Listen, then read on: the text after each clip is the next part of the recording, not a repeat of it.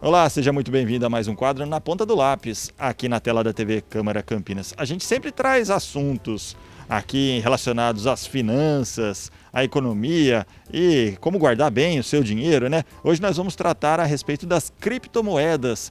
Também é um assunto bastante falado ultimamente, mas muita gente ainda tem muitas dúvidas em relação a isso. Por isso, nós viemos até aqui a PUC Campinas para conversar com o diretor do curso de Ciências Econômicas, o professor Isaías Borges de Carvalho, que está aqui ao meu lado. Muito obrigado pela sua participação novamente conosco, professor. Já vou perguntar de cara, o que são criptomoedas? Resumidamente, criptomoedas são moedas digitais. No mundo da internet, em que grande parte das transações econômicas, comerciais e financeiras passaram a ser feitas de forma virtual, com a pandemia isso se acelerou muito, né? Muitas empresas encontraram o e-commerce como alternativa e também os consumidores, como uma forma de se proteger mais, passaram a usar com mais frequência a internet. Então é muito provável que daqui para frente as transações via no mundo virtual, remotas, sejam cada vez mais frequentes. Por exemplo, o Pix, né, um aplicativo que permite você fazer transações de forma instantânea sem precisar ir ao banco, por exemplo. A criptomoeda é isso, é uma moeda digital em que, teoricamente, você poderia usar essa moeda para essas transações, a princípio, digitais. Agora, moeda, para ser moeda, ela precisa desempenhar algumas funções. A primeira função é ser aceita como meio de troca. Ou, se quiser dizer, a moeda precisa ter liquidez. O que é liquidez? Eu preciso de coisas para sobreviver. Comprar comida, comprar roupa, comprar casa, pagar combustível, ou saio daqui, quero tomar um sorvete, um café, assim por diante. Como é que eu adquiro isso? No mundo capitalista, existe o direito de propriedade. Eu não posso chegar simplesmente e pegar, né? Eu tenho que respeitar o direito de propriedade e comprar aquilo com outra coisa. No mundo primitivo, eu compraria uma mesa levando uma vaca e daria a vaca em troca. Ou seja, o escambo puro. Eu levo uma galinha, um porco, 1 quilo de feijão e troco por aquilo que eu preciso. Mas isso não é eficiente, porque, primeiro, como é que eu... Vamos supor que a mesa, ela vale 1/3 da vaca. Eu não tenho como picar a vaca e dar 1/3 e trocar, então dificulta as trocas. O dinheiro, como nós conhecemos, principalmente o dinheiro papel, ele facilita as trocas porque é divisível, fácil de carregar, etc. Então, assim, hoje, em qualquer lugar do Brasil, se eu tiver reais no bolso, eu compro o que eu quero. O que eu precisar, se eu tiver reais, eu consigo. Então, o real dentro do Brasil tem liquidez. Essa é a primeira função. O Bitcoin, ou as criptomoedas, o Bitcoin é um tipo de criptomoeda, não é a única, a liquidez dele é muito limitada. Então, se eu for agora no supermercado fazer uma compra, ele não vai aceitar Bitcoin. Ou seja, o Bitcoin ainda tem essa limitação, ele não tem liquidez como tem o real. A segunda função da moeda é servir como referência de troca, referência de valor. Então, por exemplo, na minha cabeça, quando eu vou comprar uma mesa, uma cadeira, uma escrivaninha ou computador, eu vejo o preço daquele computador, é muito comum eu avaliar se aquele computador é caro ou barato, fazendo referência a outras coisas que eu vou consumir. Então, a cesta básica, a energia, assim por diante. Isso é caro mesmo? Compara com aquilo. Essa comparação é feita em moeda. Então, o computador custa 3 mil e o smartphone custa 2 mil reais. Então, eu comparo, né, a comparação é feita com base nessa moeda. É importante que essa moeda também tenha essa função. E a terceira função, muito importante no mundo moderno, sobretudo se você pensar agora no envelhecimento populacional, que as pessoas têm que planejar ao longo prazo, é a função de reserva de valor. O que é isso? Como que as pessoas vão guardar sua riqueza? Exemplo, você ganha na loteria 3 milhões. O que você faz? Você vai deixar esses 3 milhões na poupança, você vai investir em título da dívida pública, você vai comprar ações de uma empresa, ou você vai pegar um saco, levar esse dinheiro para casa, guardar no colchão, como se dizia antigamente, ou você vai comprar terreno, comprar fazenda, comprar carro, enfim. Você tem que decidir como você vai guardar essa riqueza. Uma boa moeda é uma moeda que serve também como reserva de valor. Ou seja, se eu escolher guardar toda a minha riqueza numa moeda, eu tenho que ter a garantia que essa riqueza não vai se desvalorizar. Daí a importância da inflação. Inflação pode ser vista de duas formas. Aumento de preços dos bens e serviços ou também pode ser vista como desvalorização do dinheiro. Se você pegou os 3 milhões, botou num saco e guardou embaixo do colchão, e se tem inflação, daqui 10 anos você não tem mais 3 milhões em termos de poder de compra. A tua riqueza diminuiu. Então uma moeda vai ser boa ou vai ter credibilidade na medida em que ela garante ao longo do tempo a reserva de valor. Certo?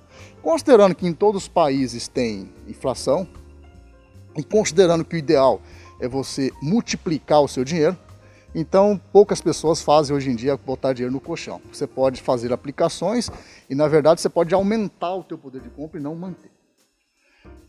A criptomoeda, na minha opinião, ela tem limitação porque ela ainda não é de aceitação geral. Você não pode fazer todas as transações usando Bitcoin. Ela ainda não é referência de troca, mas ela já é usada muito como reserva de valor. Então, hoje ela é usada muito mais como um ativo financeiro. Por exemplo, você pega R$100, você transforma num Bitcoin, acreditando que daqui um ano, esse Bitcoin que você comprou por 100 está valendo 120, certo? Então você está... E foi o que aconteceu. As pessoas que compraram Bitcoin há 5, 6 anos atrás ganharam muito dinheiro, porque foi um período de valorização, ele aumentou o valor. Isso não quer dizer que essa valorização vai se repetir.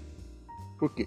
Em mercados financeiros, isso já aconteceu várias vezes no passado com vários outros ativos, é comum você ter bolhas. O que é bolha? Por algum motivo, aquele ativo atinge um preço muito acima do que de fato ele vale, simplesmente porque as pessoas acreditam que ele está valorizando, e acreditando que ele está valorizando, as pessoas começam a comprar mais e ele vai subindo. Até chegar um gaiato e falar, opa, ele não vale tudo isso. Aí o preço despenca e as pessoas perdem dinheiro. Esse é um risco. O outro risco é o seguinte, o Bitcoin é uma moeda que está fora do controle oficial de fiscalização e de regulação. O real, a quantidade de real que tem na economia é regulado pelo Banco Central. Então isso me dá uma certa garantia. O Bitcoin não. Então, o risco, além desse risco de você estar numa bolha e você comprar agora e você perder dinheiro daqui 3, 4 anos, ou até antes disso, porque nós estamos numa crise. Em crise também as coisas, né, as bolhas podem estourar mais rapidamente. Outro risco é fraude. Certo? Por exemplo, já tem esquemas que foram mostrados na imprensa, esquemas de pirâmide, envolvendo Bitcoin, né? Então, tem que tomar um pouco cuidado. Primeiro, fazer investimento em ativo tem que ter um mínimo conhecimento de mercado, de funcionamento, para você não jogar dinheiro fora. Segundo, tem que tomar muito cuidado com de quem e onde você compra, para você não ser enganado por esquemas fraudulentos. Tá? E como um investimento, o Bitcoin se render a um determinado valor, você deve declarar também no imposto de renda? Sim, exatamente. Todo tipo de ganho financeiro, você precisa ser declarado na Receita. Ou, por exemplo, você comprou um Bitcoin por 100 e no janeiro, em dezembro, ele está custando 200, você ganhou 100. Esse ganho precisa ser declarado. Né? Como qualquer outro tipo de investimento que você fizer financeiro. Isso também é regulado pelo Banco Central? Pela Receita. Muito bem, é uma forma então de acumular a sua riqueza e talvez... Até o momento... Mas é acessível para todas as pessoas? É acessível, você entra, tem sites especialistas nisso, estas corretoras, né, que costumam dar assessoria financeira e vender ativo financeiro, algumas também já trabalham com Bitcoin. Então acessível Agora, até o momento, eu tenho visto o Bitcoin sendo usado como esse fim. Ele não tem liquidez. Então, por exemplo, se você botou toda a sua riqueza em Bitcoin e você precisou de dinheiro daqui 2 dias para algum problema de saúde, qualquer coisa, você vai ter dificuldade às vezes, porque você tem que vender esse Bitcoin para poder ter a moeda que tem liquidez. Então, esse que é o problema. Ainda é uma moeda... Quando a moeda não tem liquidez, ela te oferece um certo risco. Né?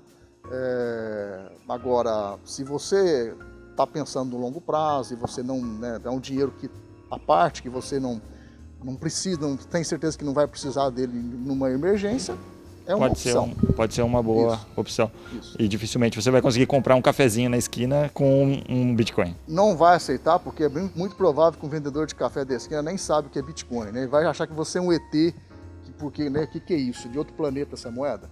Então, assim como se você chegar lá e tentar comprar o café dele com uma nota de dólar, ele também não vai aceitar, certo?